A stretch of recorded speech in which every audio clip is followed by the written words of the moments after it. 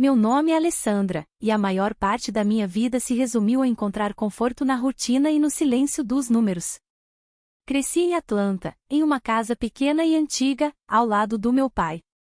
A estabilidade sempre foi a nossa prioridade, especialmente depois que minha mãe nos deixou.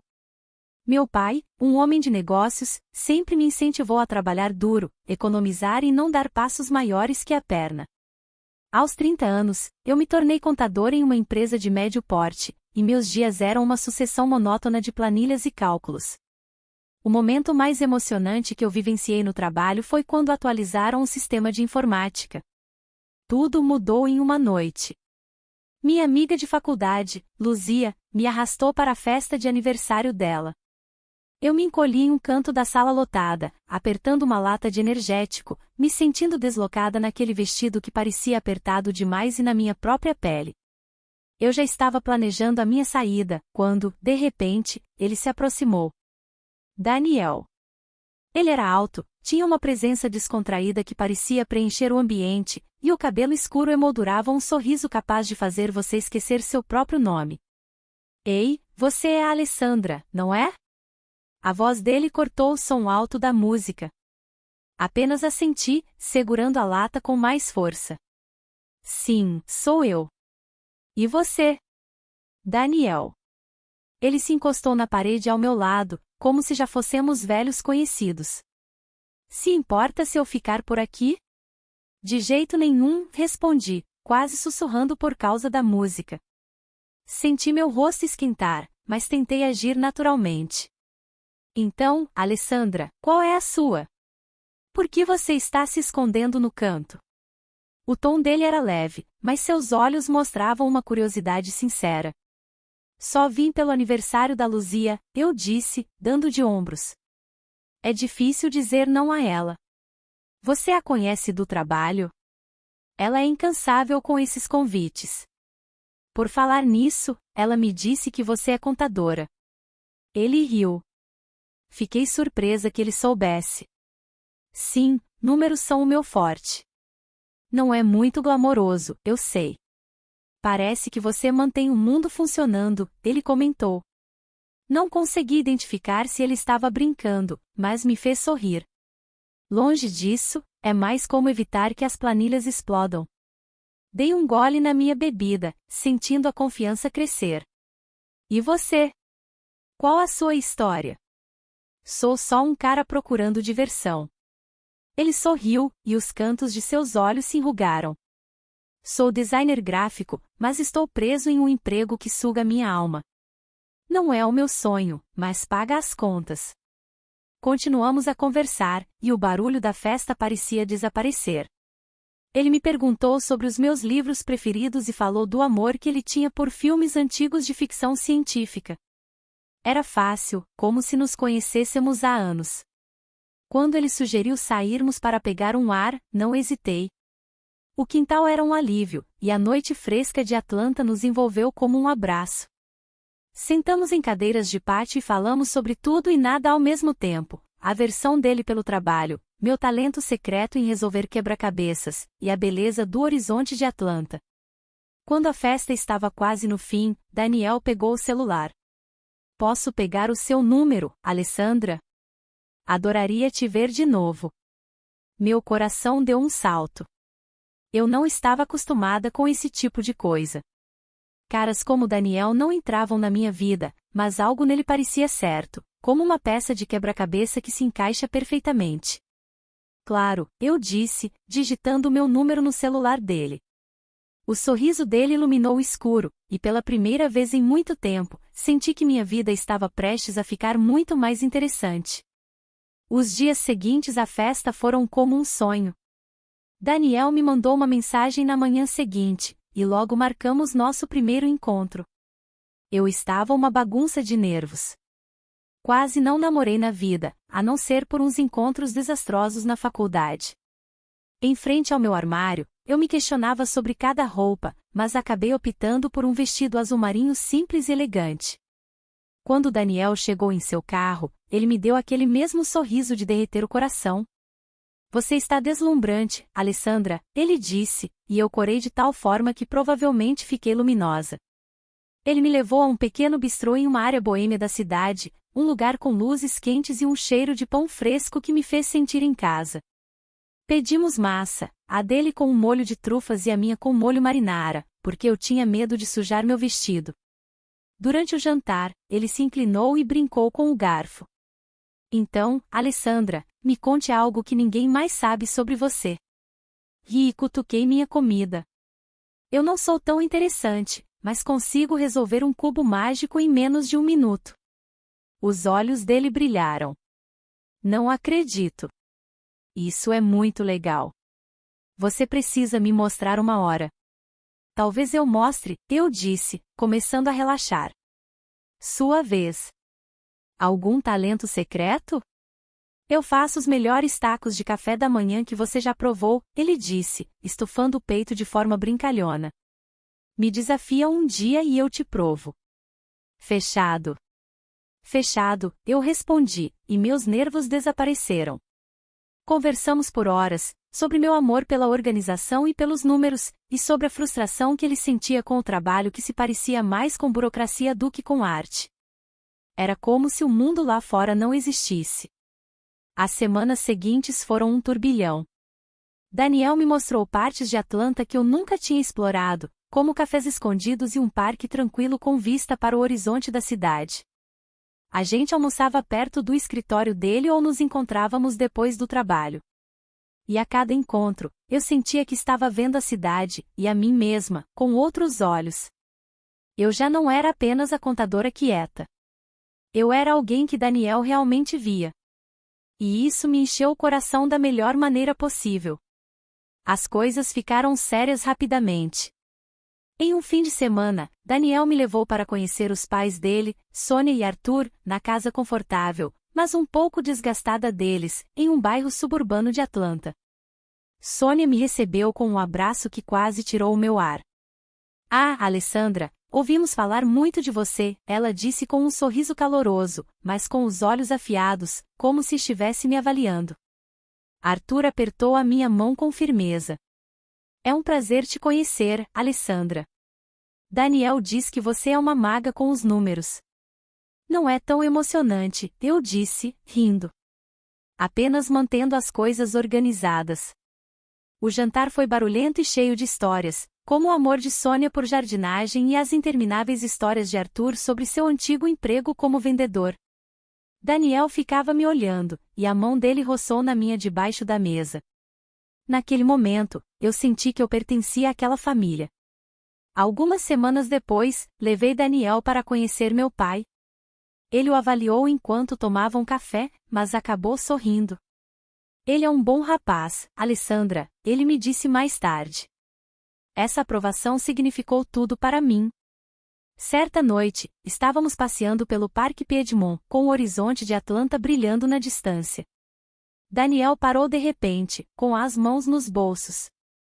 Alessandra, eu tenho pensado, ele disse, com a voz mais suave que o normal. Meu coração acelerou. Eu não quero esperar. Eu sei que é rápido, mas, você quer se casar comigo? Eu congelei, sem ar. Mas, ao olhar para os olhos dele, eu senti a certeza, a conexão. Sim, Daniel, eu disse, com a voz trêmula. Sim. Nosso casamento foi pequeno, apenas amigos e familiares próximos. Eu me sentia uma pessoa diferente com meu vestido branco, e meu sorriso era tão grande que doía. Luzia tirou fotos, e eu as postei online, com o coração explodindo de felicidade. Pela primeira vez, eu pensei que aquela era a vida que eu sempre quis. A vida que meu pai me ensinou que eu poderia ter. A vida de recém-casados era para ser toda alegria e conversas até tarde da noite, mas para nós, se resumia a desempacotar caixas e fugir do trânsito. Nos mudamos para um apartamento pequeno, mas que era só nosso, e eu amava a rotina que estávamos construindo. Em uma noite, enquanto guardávamos os presentes de casamento, Daniel me deu a notícia. Ei, Alessandra, eu tenho pensado, ele disse, colocando uma jarra de cristal de lado. E se a gente se mudasse para a casa dos meus pais? Eu congelei com uma xícara na mão. Morar com Sônia e Arthur? De vez? Sim, ele disse, com os olhos brilhando com um entusiasmo que me pareceu forçado. Eles estão ficando mais velhos, e eu me sentiria melhor se estivesse lá para ajudar. E ainda economizaríamos o dinheiro do aluguel. Parecia fazer sentido. Meu pai sempre me ensinou sobre a importância de ser prática, mas a ideia de morar com meus sogros parecia um reality show que eu não assinei. Tem certeza de que eles estão de acordo com isso? Perguntei, tentando esconder meu desconforto. Minha mãe vive dando indiretas desde que ficamos noivos, Daniel disse, com uma voz tranquilizadora. Vai ser ótimo, você vai ver. Algumas semanas depois, paramos em frente à casa de Sônia e Arthur. A casa era charmosa, mas com móveis que gritavam anos 70. Sônia já estava no porta antes de estacionarmos, acenando para nós. Alessandra, Daniel, bem-vindos. Ela disse, me puxando para um abraço um pouco apertado demais. Arthur deu um tapinha nas costas de Daniel. Bom ter você de volta, filho. Você também, Alessandra. Eu forcei um sorriso, já sentindo falta do caos confortável do nosso apartamento. Os primeiros dias foram uma bagunça de caixas e adaptações. Sônia estava em todos os lugares, aparecendo no nosso quarto para oferecer toalhas ou perguntar se precisávamos de lanches. Só garantindo que vocês estão bem acomodados, querida, ela dizia, com um sorriso brilhante, mas sua presença era sufocante. Eu apenas assentia, reprimindo a vontade de pedir um pouco de espaço. Uma noite, durante o jantar, o clima mudou. Estávamos comendo o bolo de carne seco que Sônia tinha feito, mas eu não me atrevi a dizer isso, quando Daniel pigarreou. Então, a casa precisa de uns reparos, ele disse, como se estivesse falando do tempo. O telhado está vazando e o encanamento é um pesadelo. Quase me engasguei com as batatas. Reparos. Sim, disse Arthur, com um tom pesado. Faz um tempo que não conseguimos consertar as coisas. Daniel olhou para mim e desviou o olhar. Eu estava pensando que todos nós poderíamos ajudar. Eu tive meu salário reduzido, então a grana está curta. Meu estômago se revirou. Eu também tinha tido meu horário de trabalho reduzido, e nossas economias estavam menores depois do casamento. Vou ver o que posso fazer, eu disse, com a voz tensa, mesmo que eu estivesse gritando por dentro. Os olhos de Sônia se encheram de lágrimas. Ah, Alessandra, você é um presente de Deus. Ela disse, pegando a minha mão. Arthur assentiu. Você agora é da família, menina. Família. A palavra parecia um fardo, como uma conta que eu nem sabia que tinha assinado para pagar. As semanas seguintes foram um borrão de empreiteiros, notas fiscais e minha conta bancária diminuindo. Eu escrevia cheques para telhas, canos novos, qualquer coisa para manter a casa de pé.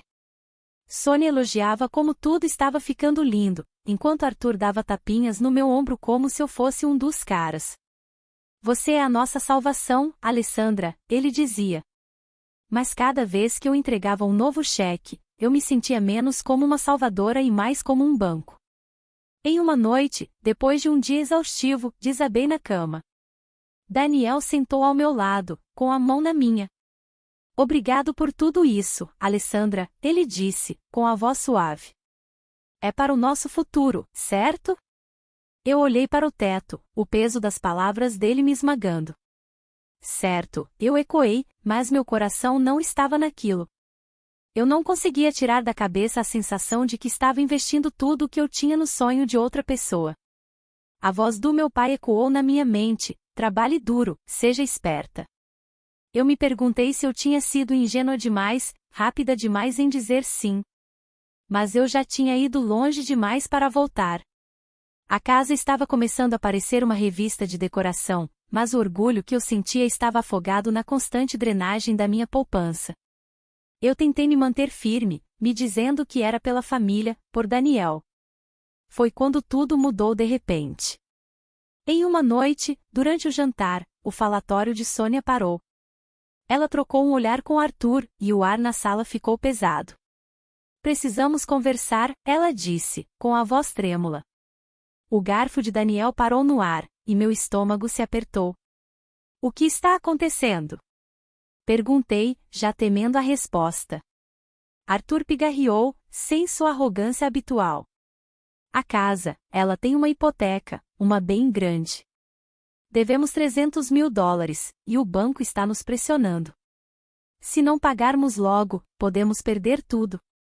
Meu garfo fez um barulho forte ao cair no prato. $300.000? Repeti, com a voz aguda. Eu paguei por todos os reparos e vocês não acharam que era importante mencionar isso? As lágrimas de Sônia começaram a rolar. Estávamos com vergonha, Alessandra. Pensamos que poderíamos resolver, mas com os reparos, nós nos afundamos. Daniel não me olhava nos olhos. Talvez você pudesse falar com o seu pai? Ele disse, suavemente. Ele tem condições, não tem? Isso garantiria a casa para nós, para o nosso futuro. Eu senti como se tivesse levado um tapa. Meu pai? Você quer que eu peça esse tipo de dinheiro a ele? Minha voz se elevou, e eu não me importei. Ele tem tido problemas de saúde, Daniel. Você sabe disso. Por favor, Alessandra, Sônia soluçou, com as mãos entrelaçadas. Esta é a nossa casa. Vivemos aqui há décadas. Eu estava furiosa, mas encurralada pelos rostos de súplica deles. Eu vou pensar no assunto, eu murmurei, me levantando da mesa, meu apetite totalmente perdido. No dia seguinte, liguei para o meu pai. Minhas mãos tremiam enquanto eu explicava a situação. Para minha surpresa, ele não hesitou. Eu vou ajudar, Alessandra, ele disse, com a voz firme, apesar das recentes visitas ao médico. Mas eu quero um acordo formal. Recibos, tudo documentado. Nada de pontas soltas. Quando contei a Daniel, ele ficou irritado. Por que tem que ser tão formal? Ele não pode simplesmente confiar na gente? É $300.000, Daniel. Eu disse, mais alterada. Ele está sendo cauteloso, e eu também. Ele resmungou algo sobre a burocracia, mas não insistiu. O dinheiro foi transferido, o documento assinado, e Sônia e Arthur me agradeceram infinitamente. Mas algo mudou entre Daniel e eu, uma frieza que eu não podia ignorar. Foi quando o mundo desmoronou. Em uma tarde, minha prima me ligou. Alessandra, é o seu pai, ela disse, com a voz embargada. Ele teve um ataque cardíaco. Ele não resistiu. O telefone quase escorregou da minha mão. Eu senti como se todo o ar tivesse sido sugado da sala. Não, eu sussurrei, mas a verdade se acomodou como uma pedra no meu peito. Daniel estava lá quando eu desliguei, com o rosto pálido. Sinto muito, Alessandra, ele disse, me abraçando. Mas os braços dele pareciam rígidos, como se estivesse apenas seguindo uma rotina. A dor me consumiu enquanto eu planejava o funeral. Cada dia era um borrão de papéis e condolências. Em uma noite, exausta, cheguei em casa mais cedo do que o esperado. Enquanto eu procurava as chaves na bolsa, ouvi vozes na sala. Era Daniel, com a voz carregada de frustração. Eu não aguento mais isso, ele dizia. Viver com ela é exaustivo. Ela é demais. A voz de Sônia estava baixa, quase um sibilo. Calma, Daniel. Precisamos daqueles recibos do seu sogro. A Alessandra está com eles agora. Eu vou pegá-los e queimá-los, Daniel disse, com a voz fria como gelo. E depois eu dou fora. Vou recomeçar com a Brenda, aquela que te falei. Ela tem dinheiro de verdade. Meu sangue gelou. Fiquei congelada. A chave ainda estava na fechadura enquanto as palavras deles me atingiam. A família na qual eu tinha investido tudo, meu dinheiro, meu coração, estava conspirando contra mim. Daniel não me amava. Ele me usou, e os pais dele eram cúmplices. A raiva e a dor se agitaram dentro de mim, mas me forcei a manter a calma. Bati a porta o mais forte que pude para assustá-los, fingindo que eu tinha acabado de chegar. Oi, cheguei. Eu chamei, minha voz firme, apesar da tempestade interior. Ah, Alessandra, Sônia disse, com um tom adocicado. Como foi o planejamento do funeral? Foi normal, eu disse, forçando um sorriso enquanto notava os olhares nervosos deles. Meu corpo se arrepiou, mas eu sabia que precisava ser esperta. Eles achavam que tinham vencido, mas eu não ia deixar que eles me destruíssem. Nunca. O funeral foi um borrão de roupas pretas e condolências sussurradas, mas meu luto tinha algo a mais, raiva. Eu ficava repassando as palavras de Daniel, a conspiração dos pais dele, o jeito que eles me fizeram de boba. De volta à casa, o ar estava diferente, como se as paredes soubessem a verdade. Estávamos na sala, tomando café que já tinha esfriado, quando a máscara de Daniel finalmente caiu. Ele olhou para mim, com a arrogância substituindo o charme. Alessandra, você precisa arrumar as suas coisas e ir embora, ele disse, com a voz seca. Encontrei outra pessoa. Alguém melhor. As palavras deveriam ter doído, mas eu estava pronta. Sônia interferiu, com uma risada aguda e cruel. Acabou a palhaçada, querida. Só precisávamos do seu dinheiro. Eu me recostei, com o coração acelerado, mas o rosto sereno. E a casa? Aquela que eu consertei? Os $300.000 que eu paguei? Arthur soltou uma risada, como se eu tivesse contado uma piada. Esta é a nossa casa, Alessandra. Você não é nada aqui. E os recibos de que você se orgulhava tanto? Daniel acrescentou, com um sorriso de escárnio. Eu os encontrei na casa do seu pai e os queimei. Deixei o silêncio pesar, observando os sorrisos arrogantes deles. Então, eu ri. Uma risada alta e aguda, até os sorrisos deles vacilarem. O que é tão engraçado? Daniel disse. Vocês são patéticos, eu disse, enxugando uma lágrima do olho, ainda rindo. Vocês acham que são espertos? Aqueles recibos que você queimou eram cópias. Os originais estão com o meu advogado.